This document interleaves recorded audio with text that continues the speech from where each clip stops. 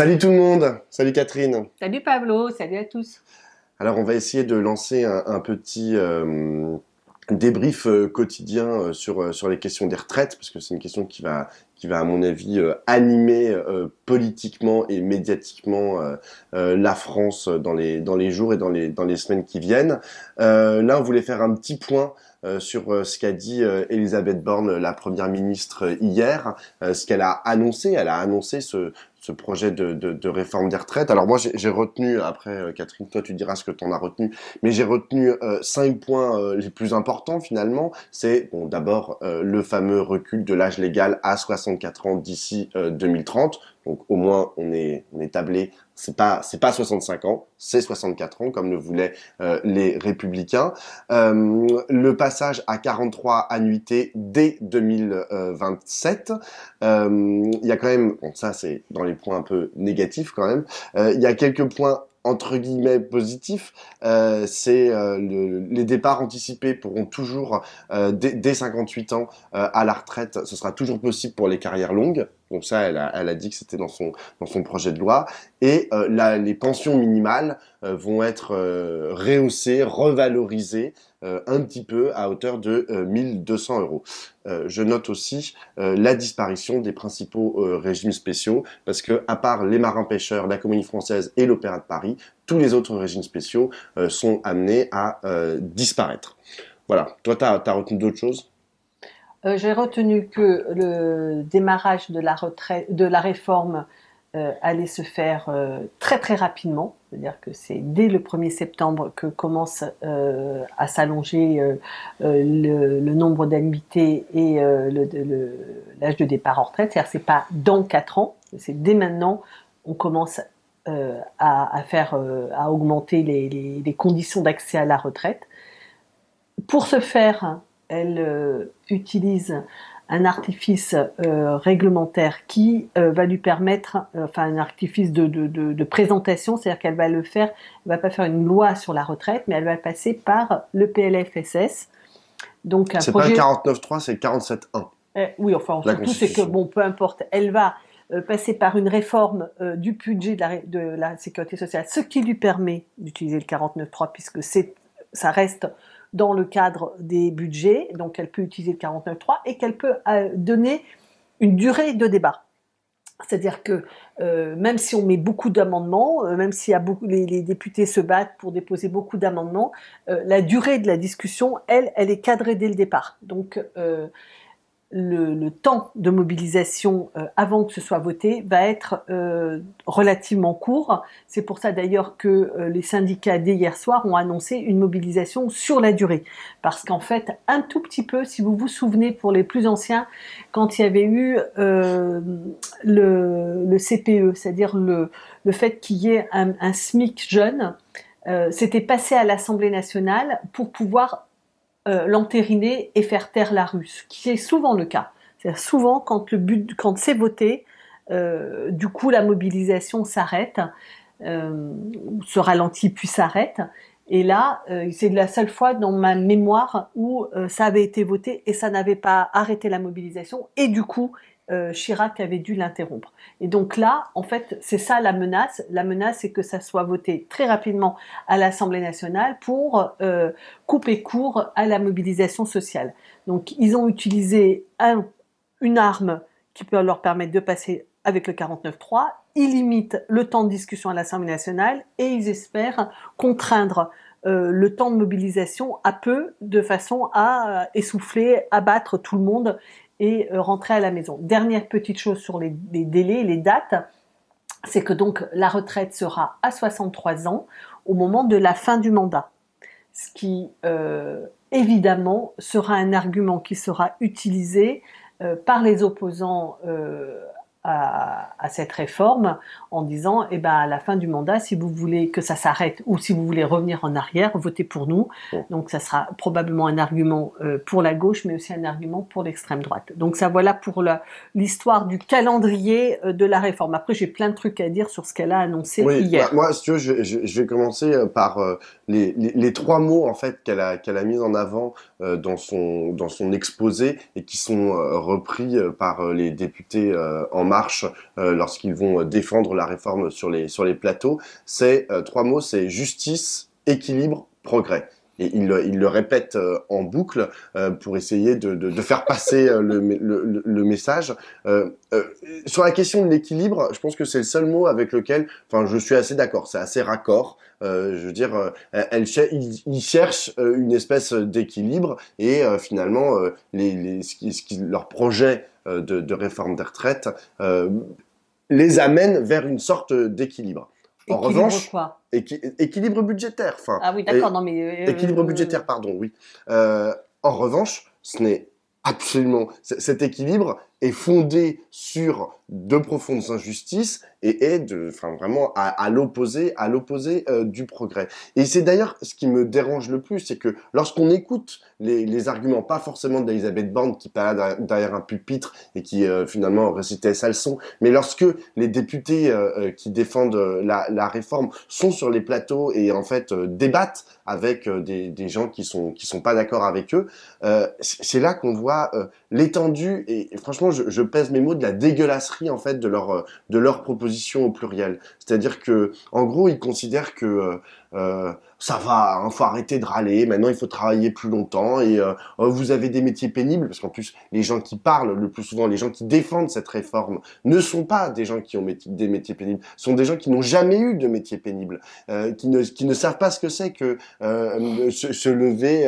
à 3 heures du matin pour aller changer la couche d'un vieux à 6 heures. Ils savent pas ce que c'est ça. Et ils sont sur les plateaux pour nous expliquer que oh bon bah maintenant vous savez on met des genouillères lorsqu'on est carreleur, on a des exosquelettes lorsqu'on porte des poids ou je ne sais quoi. C'est je ne sais pas en fait comment les Français et les Françaises qui écoutent ce genre d'arguments le prennent pas mais comme un camouflet mais d'une violence moi que je trouve absolument insupportable. Et en plus, ils continuent, ils disent mais si, mais vous savez, c'est juste parce que machin. Et c'est là où je voulais en venir, c'est que en fait, dans tout l'exposé d'Elisabeth Borne, le problème c'est que le diable est dans les détails. C'est-à-dire que effectivement, elle dit que les pensions minimales vont passer à 1200 euros, mais c'est enfin, derrière il y a quoi en fait? Derrière il y a toute une liste de choses en fait qui vont s'abattre de mots en fait qui vont s'abattre à la fois sur les travailleurs et sur ensuite les retraités. Et tout ça, je sais même pas. En fait, franchement, je sais pas comment, lorsqu'on fait ce type de proposition de réforme, comment on peut se regarder dans la glace. Alors, plusieurs choses sur le détail, comme tu dis, c'est qu'en effet, elle limite, comme elle dit, à 44 ans le nombre de cotisations. C'est-à-dire qu'en fait, quand on commencera à travailler à 18 ans, on pourra partir à 62 ans, c'est-à-dire avec 44 ans d'années de cotisation. C'est-à-dire qu'en fait, ceux qui commencent tôt sont bien ceux qui vont cotiser le plus, une année de plus pour tous ceux qui vont commencer tôt. Ça, c'est le premier point. À propos du diable dans les détails, la question de la pénibilité est beaucoup venue dans les débats préalables, là, c'est beaucoup monté, et donc hier elle en a parlé en disant on va mieux le prendre en compte. Chacun se souvient ou se souvient pas, mais que quand Emmanuel Macron a été élu en 2017, dès l'été 2017, il a supprimé 4 critères de pénibilité. Les 4 critères de pénibilité qu'il a supprimés, c'est 1, le travail... Il y a les vibrations. Il y a les vibrations, donc vous êtes avec un marteau-piqueur, ça ne fait pas partie des critères de pénibilité. 2, porter des poids, ça ne fait pas partie des critères de pénibilité. 3... respirer des substances chimiques. Et en fait, ce qu'ils ont fait à l'époque, c'est qu'ils ont compensé ça par le fait, ils disent mais non, mais on l'a compensé par la reconnaissance des maladies professionnelles. C'est-à-dire qu'en fait, quand vous êtes en maladie professionnelle, pour ces raisons-là, vous pouvez partir plutôt à la retraite. Ça veut dire que si vous avez un marteau-piqueur entre les mains pour votre travail et que vous n'êtes pas en maladie professionnelle reconnue pour cette cause-là, vous pouvez aller jusqu'à 64 ans. C'est-à-dire qu'en fait, quand elle dit on va mieux le reconnaître, ils ne réintroduisent pas du tout ces critères de pénibilité dans la liste des critères de pénibilité, simplement ils les transfèrent dans le fait que ce soit des maladies professionnelles reconnues. C'est-à-dire qu'en fait, ils sont eux-mêmes dans un raffinement de dégueulasserie, mais incroyable, quoi. C'est-à-dire que, considérer que respirer des produits chimiques, ça ne fait pas partie des critères de pénibilité, enfin, quand même, c'est fou, quoi. Un marteau-piqueur. J'écoutais sur France Culture hier matin une femme qui travaille dans les abattoirs, qui avait 56 ans et qui disait, mais j'ai mal partout. On a tous mal au dos, mal dans les articulations. On va pas pouvoir aller jusqu'à 60 ans. Aller jusqu'à 64 ans, mais de quoi vous parlez, quoi? Alors hier soir, j'ai fait un débat sur Public Sénat qui était assez intéressant, parce que le type de La République En Marche, enfin l'économiste macroniste de service qui était là, a reconnu très clairement, explicitement, que les retraites vont baisser. Et elles vont baisser sous deux aspects. D'une part, comme on va demander plus d'années de cotisation, globalement, elles vont baisser puisque les gens ne vont pas atteindre ces années de cotisation. Donc, ils vont partir avec des décotes. Donc ça, c'est le premier élément de la baisse. Et le deuxième élément de la baisse, qui était confirmé par l'autre interlocuteur qui était sur le plateau, qui était l'ancien conseiller de Sarkozy pour le social, qui rappelait qu'en 1993, Édouard Balladur avait désindexé les retraites qui auparavant augmentaient au rythme des salaires et que maintenant ils augmentent au rythme de l'inflation. Alors que les salaires finalement augmentent un peu plus que l'inflation en intégrant la productivité et la croissance, quand on n'est que sur l'inflation, eh ben l'écart s'agrandit avec les revenus des salariés. Et il a dit le chiffre, que moi je n'ai pas vérifié, mais il l'a dit hier assez bien, c'est 50 milliards qui ont été faits sur le dos des retraités. Et c'est ça qui va continuer de se faire, ça veut dire qu'on va baisser les retraites par ce double mécanisme d'allongement des cotisations et de désindexation des retraites sur les salaires, alors que, enfin, et maintenant sur l'inflation, alors qu'avant c'était sur les retraites. Donc, alors que Borne a expliqué, et qu'ils expliquent tous, qu'ils ne veulent pas toucher au montant des retraites. Alors que oui, bien sûr qu'ils vont toucher au montant des retraites. C'est bien ce qui se passe depuis 93 et c'est ce qui va s'aggraver avec cette réforme. Je pense que tout ça, ça infuse. J'espère. Bon, à la suite de cette réunion, il y a eu une réunion des syndicats. De tous les syndicats de salariés, c'est quand même et c'est la première fois depuis 12 ans que tous les syndicats actent d'une date de mobilisation ensemble. Donc la première c'est le jeudi 19 janvier. Franchement hier ça faisait assez plaisir de voir tous ces visages alignés de la CFDT, de la CGT, de FO, de Sud, etc. Bon bah maintenant ils vont essayer de faire monter en puissance en fait cette mobilisation. C'est une journée de mobilisation et c'est aussi une journée de grève. C'est quand même très important. Des grèves qui vont d'ailleurs commencer dès la fin de la semaine. La RATP a annoncé des grèves qui vont commencer dès vendredi parce que eux ils sont supprimés leur régime de retraite spécial. Enfin, il va être supprimé. Donc ils vont être en grève dès vendredi. On va voir comment ça prend. Toi, tu dis que ça va infuser. Genre, moi je pense qu'il y a deux phénomènes qui sont parallèles. Je crois qu'il y a vraiment une envie d'y aller vraiment tout de suite.